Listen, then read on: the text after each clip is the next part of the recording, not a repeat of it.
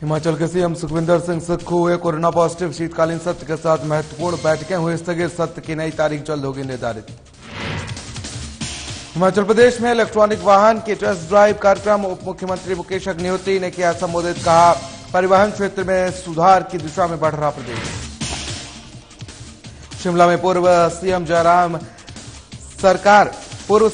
सरकार पर उठाया सवाल। नई सरकार का क्या स्वागत।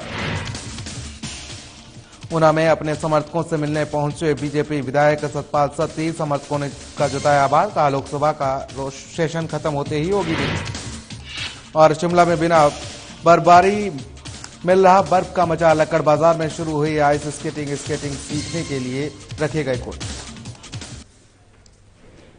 नमस्कार, हिमाचल खबरों में आप सभी का स्वागत है और मैं हूं आपके साथ प्रिय व्रत। चलिए खबरों की शुरुआत कर लेते हैं। हिमाचल के मुख्यमंत्री सुखविंदर सिंह सुक्खू के कोरोना पॉजिटिव होने के कारण 22 दिसंबर से शुरू होने वाले शीतकालीन सत्र को स्थगित कर दिया गया है और इसके साथ ही महत्वपूर्ण बैठकों को भी फिलहाल कुछ समय के लिए स्थगित कर दिया गया है। मुख्यमंत्री की आज प्रधानमंत्री से पहले टेस्ट रिपोर्ट पॉजिटिव आई और मुख्यमंत्री के प्रधान मीडिया सलाहकार नरेश चौहान ने कहा कि मुख्यमंत्री सुखविंदर सिंह सुक्खू कोरोना पॉजिटिव आए हैं। मुख्यमंत्री का आज नई दिल्ली में प्रधानमंत्री नरेंद्र मोदी से शिष्टाचार भेंट का कार्यक्रम था, लेकिन उससे पहले हुए कोरोना टेस्ट में वो पॉजिटिव पाए गए हैं। उन्होंने कहा कि मुख्यमंत्री में संक्रमण के कोई लक्षण नहीं है और एहतियात के तौर पर उन्हें खुद को क्वारंटाइन कर लिया गया है और के सभी प्रस्तावित कार्यक्रम स्थगित कर दिए गए हैं, जिसके कारण 22 दिसंबर को होने वाले शीतकालीन सत्र और महत्वपूर्ण बैठकों को स्थगित कर दिया गया है।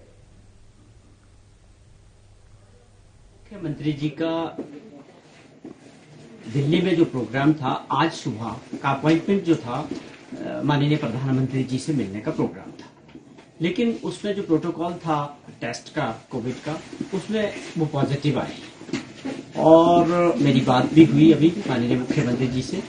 तो अभी फिलहाल सरकार ने ये फैसला लिया है कि जो शेड्यूल थे प्रोग्राम्स जो तय हुए थे, जैसे 21 तारीख की हमारी एक अभिनंदन था मुख्यमंत्री जी का कांगड़ा जिला में धर्मशाला में, तो उसको भी टाल दिया गया। और जो मुझे लगता है जो सेशन है 22, 23, 24 का, जितने भी ये कार्यक्रम थे तकरीबन ये सारे रीशेड्यूल होंगे, अभी पोस्टपोन होंगे। उसका कारण है कि कम से कम ऐसी संभावना है कि 6-7 दिन तो मिनिमम क्वारंटीन होना पड़े। चले खबरों में आगे बढ़ेंगे। हिमाचल के मुख्यमंत्री सुखविंदर सिंह सुक्खू के कोरोना पॉजिटिव होने के कारण 22 दिसंबर से 24 दिसंबर तक धर्मशाला के तपोवन में होने वाली शीतकालीन सत्र को स्थगित कर दिया गया। इसके साथ ही महत्वपूर्ण बैठकों को भी फिलहाल कुछ समय के लिए स्थगित कर दिया गया है। मुख्यमंत्री की आज प्रधानमंत्री से पहले कोरोना रिपोर्ट पॉजिटिव आई है और जानकारी के अनुसार मुख्यमंत्री सुखविंदर सिंह सुक्खू आज नई दिल्ली में प्रधानमंत्री नरेंद्र मोदी से शिष्टाचार भेंट का कार्यक्रम था, लेकिन उससे पहले हुए कोरोना टेस्ट में वो पॉजिटिव पाए गए और उनके सभी प्रस्तावित कार्यक्रम स्थगित कर दिए गए हैं। 21 दिसंबर को धर्मशाला के जोरावर स्टेडियम में आभार रैली में भी मुख्यमंत्री भाग नहीं लेंगे। हालांकि अभी ये तय नहीं हुआ है कि धर्मशाला में होने वाली रैली होगी या इससे भी बाद में आयोजित किया जाएगा। तो हिमाचल प्रदेश के उप मुख्यमंत्री मुकेश अग्निहोत्री आज इलेक्ट्रिक वाहन की टेस्ट ड्राइव के अवसर पर संबोधित कर रहे थे, जहां पर उन्होंने कहा कि हिमाचल प्रदेश में नवोन्मेषी विचारों के साथ नई इलेक्ट्रिक वाहन नीति लागू की जा रही है और राज्य सरकार परिवहन क्षेत्र में सुधार की दिशा में कदम बढ़ा रही है। और उन्होंने सचिवालय से कुछ दूरी तक इलेक्ट्रिक वाहन में सवारी कर इसके तकनीकी पहलुओं की जानकारी भी प्राप्त की है। और मुकेश अग्निहोत्री ने कहा कि प्रदेश में परिवहन क्षेत्र में आमूलचूल परिवर्तन की दिशा में सकारात्मक प्रयास किए जाएंगे और नई इलेक्ट्रिक वाहन नीति लागू करने के लिए विभिन्न स्तरों पर चर्चा की जा रही है। बोझ घाटा है और हम अगर स्टेट गवर्नमेंट की मदद ना हो और राज्य सरकार पैसा ना दे तो इसको रन करना बड़ा मुश्किल है।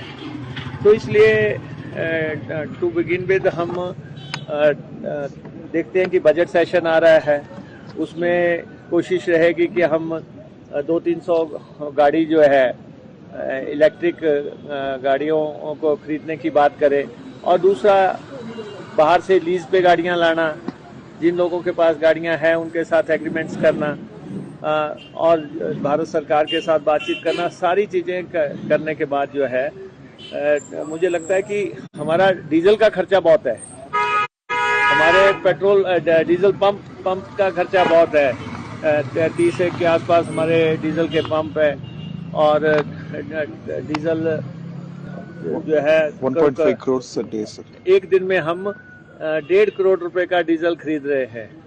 तो ये अब हमें इनोवेशन तो करनी है, हमें नई दिशा में जाना है। सारा संसार जा रहा है और हिमाचल प्रदेश तो देवभूमि है, इसका एनवायरमेंट। तो खबर शिमला से, जहां पर पूर्व में रही जयराम सरकार की कार्यप्रणाली को लेकर अराजपत्रित कर्मचारी सेवाएं महासंघ ने विरोध किया है। उन्होंने पूर्व सरकार को कर्मचारी विरोधी करार देते हुए कहा कि पूर्व सरकार की हार का कारण कर्मचारी विरोधी निर्णय रहे हैं। महासंघ के अध्यक्ष विनोद कुमार ने जहां नई सरकार की सोच का स्वागत किया, वहीं पूर्व सरकार के कार्यों पर प्रश्न चिन्ह खड़ा करते हुए कहा कि पूर्व में भ्रष्ट लोगों को संरक्षण दिया गया। उन्होंने निशाना साधते हुए कहा कि पूर्व में भ्रष्ट लोगों को संरक्षण दिया गया है। कर्मचारी राजनीति के अंदर हस्तक्षेप कर उसे तोड़ने का प्रयास किया गया है। और जहां तक बात की जाए तो यहां तक कि पूर्व सरकार में आउटसोर्स में सबसे बड़ा घोटाला हुआ है। उन्होंने मांग की है कि वर्तमान सरकार इसकी जांच करे।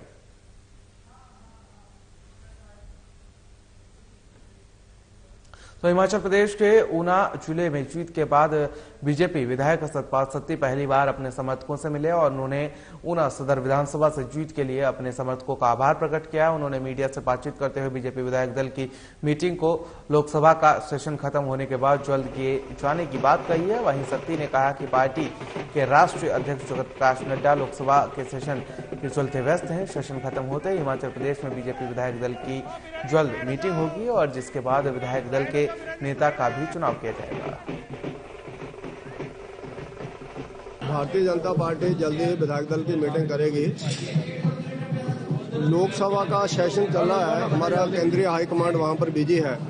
जेपी नड्डा जी वहां पर सांसद हैं और उनके साथ साथ प्रधानमंत्री जी और अमित शाह जी, ये सब लोग आने वाले समय में विधायक दल की मीटिंग बुलाएंगे और लोकसभा का सेशन चल रहा है, मुझे लगता है जल्दी ही उसकी उम्मीद है कि विधायक दल की मीटिंग होगी। सर, भाजपा पार्टी आपको नेता प्रतिपक्ष के तौर पर देखा जा रहा है, तो आपका क्या कहना? हाईकमांड तय करता है ये सारी चीजें। हाईकमांड जो निर्णय लेगा, बीजेपी एक परिवार के रूप में चलती है और उसी तरह से हम लोग चलेंगे। जिसको भी आगे बढ़ाएंगे उसके साथ कंधे से कंधा मिला करके चलेंगे। तो राजधानी शिमला में फिलहाल बर्फबारी नहीं हो रही है, जिससे पर्यटक भी मायूस होकर लौट रहे हैं। लेकिन बर्फ पर अटकलियां की चाह रखने वालों की चाहत शिमला के लक्कड़ बाजार में पूरी हो सकती है। शिमला के लक्कड़ बाजार में बने आइस स्केटिंग रिंग में आइस स्केटिंग शुरू हो गई है। रिंग में अच्छी बर्फ जम चुकी है और जहां पर सुबह के समय स्केटिंग का लुत्फ के लिए खास करके बच्चे पहुंच रहे हैं, वहीं रिंग में पर्यटक भी पहुंचने लगे हैं। आइस स्केटिंग क्लब द्वारा 300 रुपए पर्यटकों से एक सेशन के लिए जा रहे हैं, जिसमें क्लब की ओर से स्केटिंग करवाई जा रही है और स्केट मुहैया करवाए जा रहे हैं। साथ ही आपको बता दें कि स्केटिंग सिखाने के लिए कोच भी रखे गए हैं। सुबह 8 बजे से रिंग में स्केटिंग शुरू की जाती है और 10 बजे तक फिलहाल स्केटिंग करवाई जा रही है। वहीं तापमान में कमी आने के चलते शाम के समय के सेशन भी रिंग प्रबंधन 2 दिन बाद शुरू करने जा रहे हैं। अभी फिलहाल सुबह के समय काफी बच्चों के साथ ही बुजुर्ग और युवा कड़ाके की ठंड में स्केटिंग कर रहे हैं। शिमला में एक बर्फ का अपना ही एक जाम रहता है, जिसके कारण टूरिस्ट यहाँ खींचे आते हैं। लेकिन अभी टूरिस्टों को जो है वो बर्फ नहीं मिल रही है। लेकिन हमने रखा हुआ है कि अगर कोई स्केटिंग करना चाहता है टूरिस्ट आके, तो उसके लिए हमने बड़े नॉमिनल से चार्जेस रखे हुए हैं। वो आए एंजॉय करें, उनके लिए हमने रखा हुआ पर सेशन 300 रुपीज, जिसमें वो स्केट्स भी हमारे होते हैं और वो आके अपना एंजॉय कर सकते हैं। 1-1.25 घंटा 1.5 घंटा जो होती है हमारा रोज सेशन होते हैं, उसको वो पूरा एंजॉय कर सकते हैं। अभी जो हम सेशन करा रहे हैं वो हम सुबह के करा रहे हैं। सुबह हमारा सुबह 8:30 से लेकर 10 बजे तक होते हैं और अभी शाम के सेशन हम नहीं करवा पा रहे हैं, क्योंकि जो दिन में जो टेम्परेचर है वो बहुत गर्म है, क्योंकि वो सर्दियों वाला टेम्परेचर अभी है नहीं।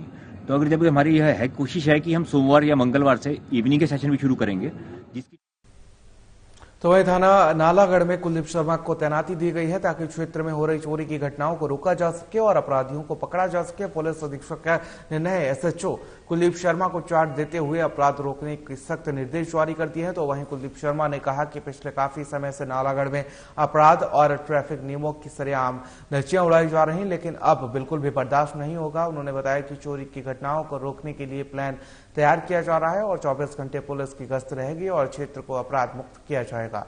उन्होंने बताया कि क्षेत्र में कानून व्यवस्था में सुधार और चोरी की घटनाओं को रोकने और आरोपियों को पकड़ना उनकी प्राथमिकता होगी।